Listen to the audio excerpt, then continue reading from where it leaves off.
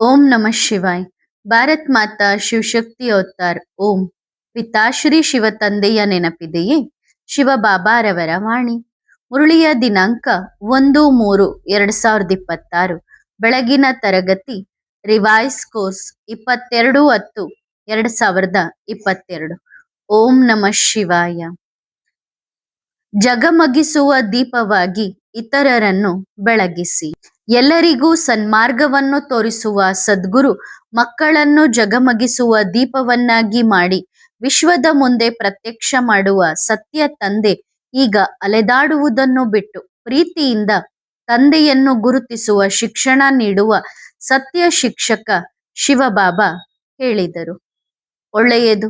ಇಂದು ಬಾಪ್ತಾದ ತಮ್ಮ ತಂದೆಯ ಪ್ರೀತಿಯ ಬೆಳಕಿನಲ್ಲಿ ಜಗಮಗಿಸುತ್ತಿರುವ ಮಕ್ಕಳನ್ನು ನೋಡುತ್ತಿದ್ದಾರೆ. ಪ್ರತಿಯೊಬ್ಬ ಮಗುವು ಸಂಕಲ್ಪ ಮಾಡಲಿ, ಹೇಗೆ ನನ್ನ ಆತ್ಮದ ಜ್ಯೋತಿ ಬೆಳಗಿದೆಯೋ ಹಾಗೆಯೇ ನಾನು ಕೂಡ ಈ ವಿಶ್ವದಲ್ಲಿ ಅನೇಕ ಆತ್ಮರ ಜ್ಯೋತಿಯನ್ನು ಬೆಳಗಿಸುವ ಕಾರ್ಯವನ್ನು ಮಾಡುತ್ತೇನೆ. ಆದರೆ ಅದಕ್ಕೂ ಮೊದಲು ತನ್ನನ್ನು ತಾನು ಚೆಕಿಂಗ್ ಮಾಡಿಕೊಳ್ಳಬೇಕು. ನಾನಾತ್ಮರೂಪಿ ದೀಪದಲ್ಲಿ ಜ್ಞಾನ ಯೋಗದ ತುಪ್ಪ ಸರಿಯಾಗಿದೆಯೇ? ನನ್ನಲ್ಲಿ ಪ್ರತಿಯೊಂದು ಆತ್ಮವನ್ನು ಪರಿವರ್ತನೆ ಮಾಡುವಷ್ಟು ಜ್ವಾಲೆ ಇದೆನಾ? ನನ್ನಲ್ಲಿ ಅಷ್ಟು ಶಕ್ತಿ ಇದೆಯೇ?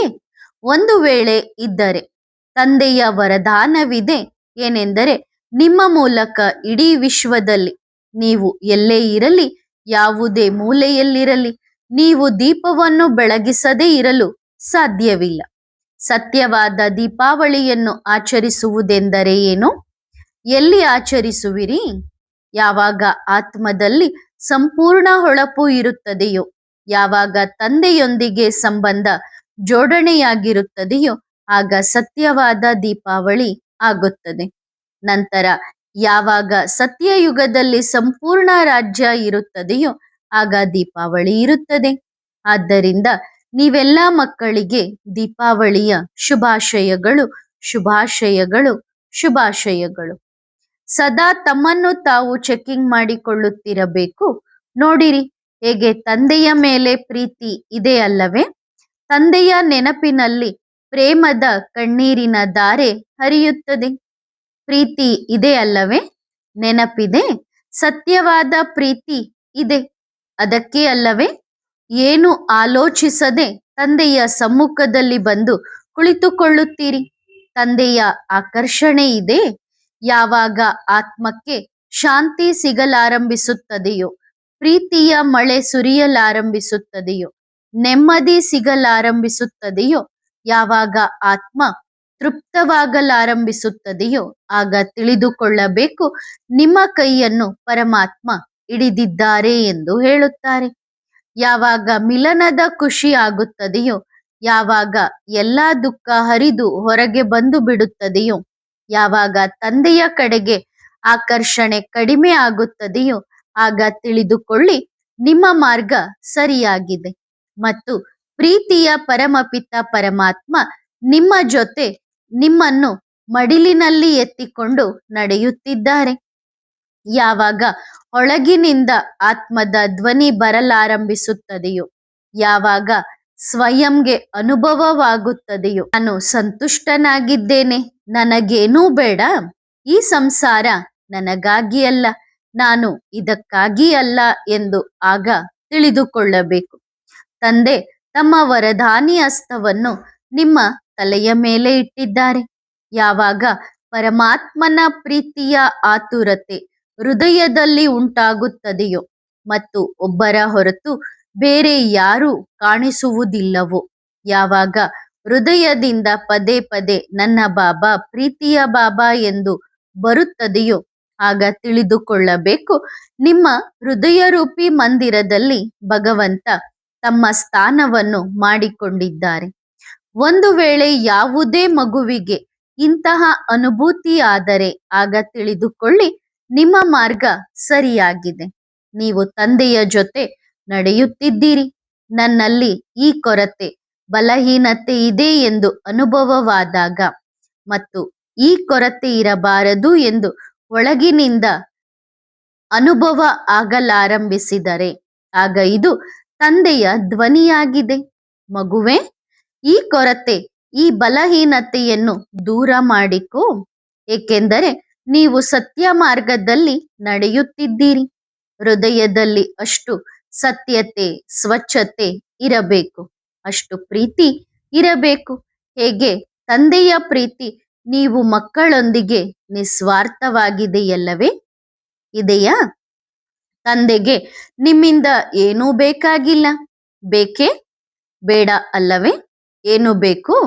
ನನ್ನ ಮಕ್ಕಳು ಓದಿ ಬರೆದು ವಿಶ್ವದ ಮಹಾರಾಜರಾಗಲಿ, ವಿಶ್ವದ ಮಹಾರಾಣಿಯಾಗಲಿ, ಉನ್ನತ ಪದವಿಯನ್ನು ಪ್ರಾಪ್ತಿ ಮಾಡಿಕೊಳ್ಳಲಿ.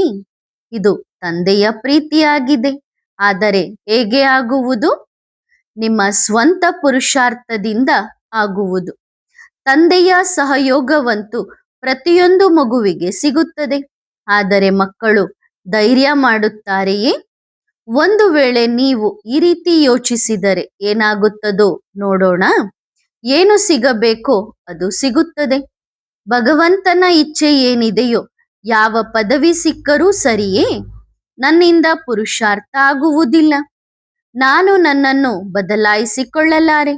ಆಗ ಬಾಬಾ ಏನು ಹೇಳುತ್ತಾರೆ? ಏನು ಸಹಾಯ ಮಾಡುತ್ತಾರೆ? ತಂದೆ ಸಹಯೋಗದ ಹೆಜ್ಜೆ ಮುಂದಿಡುತ್ತಾರೆಯೇ? ಏಕೆಂದರೆ ನೀವೇ ಮಾಯೆಯ ಮುಂದೆ ಶರಣಾಗತಿಯಾದ ಮೇಲೆ. ತಂದೆ ಏನು ಮಾಡುತ್ತಾರೆ ಅಂದ್ರೆ, ಮಕ್ಕಳೇ ಮಾಯೆ ಮುಂದೆ ಸೋತು ಮಂಡಿ ಊರಿದ್ರೆ ಬಾಬಾ ಏನ್ ಮಾಡ್ತಾರೆ? ಆದರೂ ತಂದೆ ಮಕ್ಕಳಲ್ಲಿ ಭರವಸೆಯ ಕಿರಣವನ್ನು ಮತ್ತೆ ಮೂಡಿಸುತ್ತಾರೆ. ಕೊನೆಯವರೆಗೂ ತಂದೆ ಮಕ್ಕಳಿಗೆ ಸಹಯೋಗ ಕೊಡುತ್ತಾರೆ. ಅಂತಿಮ ಉಸಿರಿನವರೆಗೂ ತಂದೆ ಜೊತೆ ಕೊಡುತ್ತಾರೆ. ಏಕೆಂದರೆ ಈ ಶರೀರದಲ್ಲಿದ್ದುಕೊಂಡೇ ನೀವು ಮಕ್ಕಳು ಪುರುಷಾರ್ಥ ಮಾಡಲು ಸಾಧ್ಯ. ಆದ್ದರಿಂದ ಮಗು ತಮ್ಮನ್ನು ತಾವು ಚೆಕಿಂಗ್ ಮಾಡಿಕೊಳ್ಳಿ. ನಾನು ಮಾಯೆಯ ಅಧೀನನಾಗಿದ್ದೇನೆಯೇ ಅಥವಾ ತಂದೆಯ ಮಡಿಲಲ್ಲಿ ಇದ್ದೇನೆಯೇ? ಮಾಯೆಯು ಸಿಕ್ಕಿ ಹಾಕಿಸುವ ರೀತಿ ಏನೇ ಆಗಿರಬಹುದು. ಯಾರಾದರೂ ವ್ಯಕ್ತಿ, ಯಾವುದೇ ವಸ್ತು ಏನೇ ಆಗಿರಬಹುದು, ಯಾವುದೇ ವಿಜ್ಞಾನದ ಸಾಧನವಾಗಿರಬಹುದು. ಯಾರನ್ನಾದರೂ ನೋಡಿ ತಂದೆಯ ನೆನಪು ಬಂದರೆ ಆಗ ನನಗೆ ನೆನಪು ಬರುತ್ತದೆ. ಯಾರಾದರೂ ಬಾಬಾ ನಿಮ್ಮನ್ನು ನೆನಪು ಮಾಡಿದ್ದಾರೆ ಎಂದು ನಿಮಗೆ ಹೇಳುವುದು ಪುರುಷಾರ್ಥವಲ್ಲ. ಅಲ್ಲ, ನಿಮ್ಮ ನೆಟ್ವರ್ಕ್ ಈ ಸಂಸಾರದ ಸಾಧನಗಳಿಂದ ಎಷ್ಟರ ಮಟ್ಟಿಗೆ ಫ್ರೀ ಆಗಿರಬೇಕೆಂದರೆ, ತಂದೆಯ ಸಂದೇಶ ಬಂದ ತಕ್ಷಣ ಕನೆಕ್ಷನ್ ಸಿಗಬೇಕು. ಅಂದ್ರೆ ನಮ್ಮ ಬುದ್ಧಿಯ ಲೈನ್ ಈ ಸಂಸಾರದ ಸಾಧನಗಳಿಂದ ಫ್ರೀ ಆಗಿರ್ಬೇಕು. ಬಾಬಾ ಏನೋ ಒಂದು ಸಂದೇಶ ಕೊಟ್ರು ತಕ್ಷಣ ನನ್ನ ಬುದ್ಧಿಯ ಲೈನ್ ಬಾಬನ್ ಜೊತೆಗೆ ಜೋಡಣೆಯಾಗಿ ಆ ಸಂದೇಶ ನಾನು ಪಡ್ಕೊಳ್ಳುವಷ್ಟು ರೀತಿಯಲ್ಲಿ ನಾನು ಎಲ್ಲದರಿಂದ ಮುಕ್ತವಾಗಿರ್ಬೇಕು. ಹಾಗಾದ್ರೆ ಈಗ ಎಲ್ಲರೂ ಚೆಕ್ ಮಾಡಿಕೊಳ್ಳಿ, ನನ್ನ ಕನೆಕ್ಷನ್ ತಕ್ಷಣ ಸಿಗುತ್ತದೆಯೇ ಅಥವಾ ನೀವು ತಂದೆಯನ್ನು ಕಾಯಿಸುತ್ತೀರಾ? ಆತ್ಮ ಪ್ರತಿಯೊಂದು ಮಗು ಜಗಮಗಿಸುತ್ತಿದೆ, ಆದರೆ ನಂಬರ್ ವಾರ್ ಪುರುಷಾರ್ಥದ ಅನುಸಾರ ಜಗಮಗಿಸುತ್ತಿದೆ. ನೀವು ವಿಶ್ವದ ರಂಗಮಂಚದ ಮೇಲಿದ್ದೀರಿ. ನೀವು ಮಕ್ಕಳ ಮೇಲೆ ಇಡೀ ವಿಶ್ವದ ದೃಷ್ಟಿ ಇದೆ. ನಿಮ್ಮ ಹೊಳಪು ಎಷ್ಟಿದೆ ಎಂಬುದನ್ನು ಇಡೀ ಜಗತ್ತು ನೋಡುತ್ತದೆ ಅಲ್ಲವೇ? ಯಾರೂ ನೋಡುತ್ತಿಲ್ಲ ಎಂದು ನಿಮಗೆ ಅನಿಸಬಹುದು. ಹಾಗೇನಿಲ್ಲ, ನಿಮ್ಮನ್ನು ಇಡೀ ವಿಶ್ವ ನೋಡುತ್ತಿದೆ. ಆದ್ದರಿಂದ ಸದಾ ನೆನಪಿನಲ್ಲಿಟ್ಟುಕೊಳ್ಳಿ, ನನ್ನ ಹೊಳಪು ಎಷ್ಟಿದೆ, ನನ್ನ ಆತ್ಮದ ಬೆಳಕು ಎಷ್ಟಿದೆ. ತಂದೆಯ ಸಮಾನರಾಗಿ ತಂದೆಯ ಬಳಿ, ತಂದೆಯ ಮನೆಗೆ, ತಮ್ಮ ಮನೆಗೆ ತಲುಪಬೇಕಾಗಿದೆ. ಒಳ್ಳೆಯದು. ಇಲ್ಲೇ ಕುಳಿತಿರಲಿ ಅಥವಾ ಎಲ್ಲೇ ಕುಳಿತಿರಲಿ, ದೂರ ಕುಳಿತಿರಲಿ, ಇದು ಮೆಜಾರಿಟಿ ದೂರ ಕುಳಿತಿರುವಂತ ಮಕ್ಕಳು ಯೋಚಿಸುತ್ತಿದ್ದಾರೆ. ಬಾಬಾ ನಾವು ಕೂಡ ನಿಮ್ಮ ಸಮ್ಮುಖದಲ್ಲಿ ಇದ್ದರೆ, ಆಗ ಬಾಬಾ ಆ ಮಕ್ಕಳಿಗೆ ಹೇಳುತ್ತಾರೆ, ನೀವು ತಂದೆಯ ಸಮ್ಮುಖದಲ್ಲೇ ಇದ್ದೀರಿ. ಪ್ರತಿಯೊಂದು ಮಗು ತಂದೆಯ ಎದುರು ಇದೆ ಮತ್ತು ತಂದೆ ಆ ಮಕ್ಕಳ ಎದುರು ಇದ್ದಾರೆ. ಹತ್ತಿರದ ಸಂಬಂಧ ಇದೆ ಅಲ್ಲವೇ? ಸಮೀಪದ ಮಕ್ಕಳಾಗಿದ್ದೀರಿ. ತಂದೆ ಅಂತೂ ಪ್ರತಿಯೊಂದು ಮಗುವಿಗೆ ಹೃದಯದ ಹತ್ತಿರ ತಮ್ಮನ್ನು ತಿಳಿದುಕೊಳ್ಳುತ್ತಾರೆ. ಅಂದ್ರೆ ನನ್ನ ಮಕ್ಕಳು ನನ್ನ ಹೃದಯಕ್ಕೆ ಸಮೀಪವಾಗಿದ್ದಾರೆ ಅಂತ ಬಾಬಾ ತಿಳ್ಕೊಳ್ತಾರೆ. ಆದರೆ ಮಕ್ಕಳು ಸಹ ತಿಳಿದುಕೊಳ್ಳುತ್ತಾರೆಯೇ? ಆ ಎಲ್ಲ ಮಕ್ಕಳಿಗೆ ಪರಮಧಾಮ ನಿವಾಸಿ ಬಾಪ್ ದಾದಾರವರ ಬ್ರಹ್ಮ ಬಾಬಾರವರ ಮಧುರಾತಿ ಮಧುರ ನೆನಪು ಮತ್ತು ಪ್ರೀತಿಗಳು. ಆತ್ಮಿಕ ಮಕ್ಕಳು ಆತ್ಮಿಕ ತಂದೆಗೆ ಮಾಡುವ ನೆನಪು ಮತ್ತು ಪ್ರೀತಿಗಳು.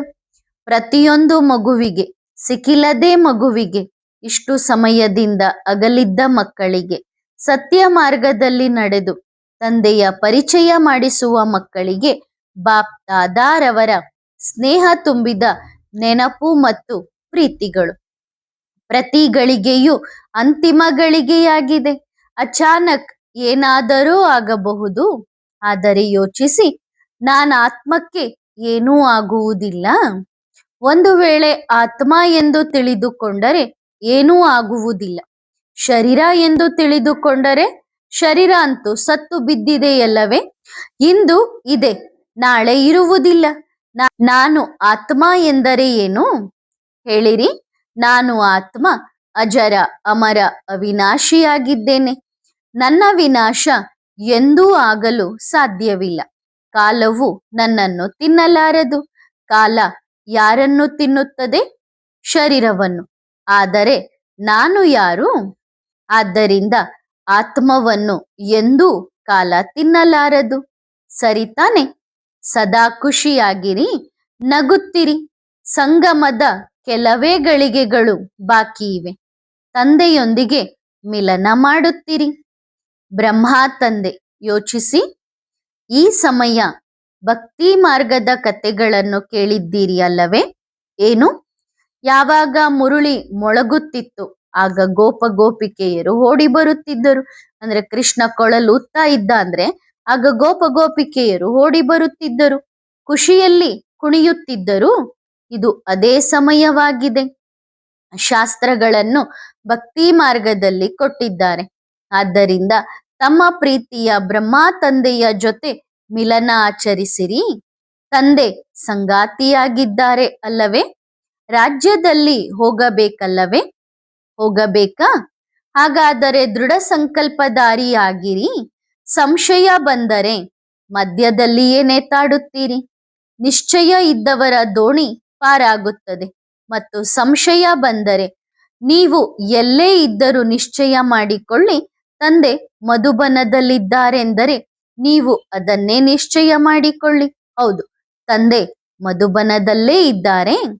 ತಂದೆ ನಿಮ್ಮ ಎದುರು ಇದ್ದಾರೆಂದರೆ ನೀವು ಅದನ್ನೇ ನಿಶ್ಚಯ ಮಾಡಿಕೊಳ್ಳಿ. ತಂದೆ ನಿಮ್ಮ ಎದುರು ಇದ್ದಾರೆ ಎಂದು ಯೋಚಿಸಿ. ಎಷ್ಟೋ ಮಕ್ಕಳು ದಾರಿ ತಪ್ಪಿದ್ದಾರೆ. ಮನಸ್ಸು ಚಂಚಲವಾಗಿದೆ, ಎಲ್ಲೆಲ್ಲೋ ಓಡುತ್ತಿರುತ್ತಾರೆ. ಸಂಗಮ ಯುಗದ ಅಂತಿಮ ಸಮಯ ಬಂದಿದೆ. ಈಗಲೂ ಅಲೆದಾಡುತ್ತಿದ್ದಾರೆ. ತಂದೆ ತಮ್ಮ ದೋಣಿಯನ್ನು ತೆಗೆದುಕೊಂಡು ಹೋಗಿಬಿಡುತ್ತಾರೆ. ಯಾರು ಇನ್ನು ಎಲ್ಲೆಲ್ಲೋ ಅಲೆದಾಡುತ್ತಿದ್ದಾರೋ ಆ ಮಕ್ಕಳಿಗೆ ಹೇಳಿ, ಬಾಬಾ ನೆನಪು ಮಾಡಿಕೊಂಡಿದ್ದಾರೆ. ಈಗ ಹೋಗುವ ಸಮಯ ಬಂದಿದೆ. ತಂದೆ ಬಂದಿದ್ದಾರೆ. ತಂದೆ ಇಲ್ಲಿ ಬಂದಿದ್ದಾರೆ. ತಂದೆ ಬರುತ್ತಿದ್ದಾರೆ. ಒಂದು ವೇಳೆ ತಂದೆಯ ಮೇಲೆ ಪ್ರೀತಿ ಇದ್ದರೆ ತಂದೆಯನ್ನು ಗುರುತಿಸಲು ಒಂದು ಸೆಕೆಂಡ್ ಕೂಡ ಹಿಡಿಯುವುದಿಲ್ಲ. ತಂದೆಯಂತೂ ಪ್ರತಿಯೊಬ್ಬರನ್ನು ಗುರುತಿಸಿದ್ದಾರೆ ಅಲ್ಲವೇ? ಮೊದಲು ಎಷ್ಟು ತಂದೆಯನ್ನು ಭೇಟಿಯಾಗುತ್ತಿದ್ದೀರಿ, ನಂತರ ಮಧ್ಯದಲ್ಲಿ ಹೋಗಿದ್ದೀರಿ, ಮತ್ತೆ ವಾಪಸ್ ಬಂದಿದ್ದೀರಿ. ಬಾಬಾ, ತಪ್ಪಾಯಿತು, ಈಗ ನಮ್ಮನ್ನು ನಿಮ್ಮ ಶರಣಾಗತಿಗೆ ತೆಗೆದುಕೊಳ್ಳಿ. ಹಾಗಾದರೆ ಮಧ್ಯದ 2 ವರ್ಷ ಎಷ್ಟು ಸಮಯ ವ್ಯರ್ಥವಾಯಿತು? ಡ್ರಾಮಾದಲ್ಲಿ ತಮ್ಮ ಪಾತ್ರವನ್ನು ಹೀಗೆ ಮಾಡಿಕೊಳ್ಳಬಾರದು. ಸಮರ್ಪಣೆ ಎಂದರೆ ಸಮರ್ಪಣೆ. ಬದುಕಿದರೂ ನಿಮ್ಮ ಮಡಿಲಿನಲ್ಲಿ, ಸತ್ತರೂ ನಿಮ್ಮ ಮಡಿಲಿನಲ್ಲಿ. ಮಾಯೆಯ ಮಡಿಲಿನಿಂದ ತಂದೆ ಬಿಡಿಸಿದ್ದಾರೆ. ತಂದೆಯ ಮಡಿಲನ್ನು ಬಿಟ್ಟು ಹೋದರೆ ಏನಾಯಿತು? ಅದಕ್ಕೆ ಯೋಚಿಸಬೇಕು. ಮಕ್ಕಳು ಗೀತೆಯನ್ನು ಹಾಡುತ್ತಾರೆ. ಬಾಬಾ, ನೀವು ಎಲ್ಲೇ ಬಂದರೂ ನಾವು ನಿಮ್ಮನ್ನು ಗುರುತಿಸುತ್ತೇವೆ.